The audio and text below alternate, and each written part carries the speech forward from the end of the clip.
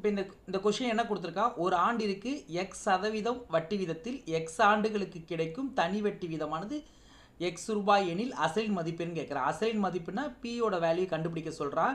இங்கே எண் வந்து எவ்வளோ எக்ஸு, வட்டி ஆர் வந்து எவ்வளோன்னு கேட்டிங்கன்னா எக்ஸு, இங்கே தனி வட்டி எவ்வளோ கொடுத்துருக்கான் எக்ஸு. ஸோ இப்போ தனி வட்டியோட ஃபார்முலா என்னது, தனி வட்டி equal to PNR divide by 100.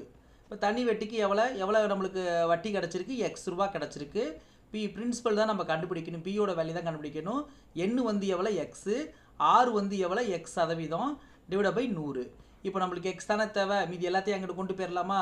அப்போ எக்ஸு இந்த 100 மேலே வந்துடும், கீழே என்ன இருக்குது, இங்கே இருக்க மேலே இருக்க 2 எக்ஸுமே கீழே வந்துடும், இங்கிட்டு பி இருக்கும். இப்போ அடிக்கலாமா, ஒரு எக்ஸுக்கு ஒரு எக்ஸ் அடிச்சிட்டா பிரின்சிபலோட வேல்யூ எவ்வளோ 100 டிவைட் பை எக்ஸு.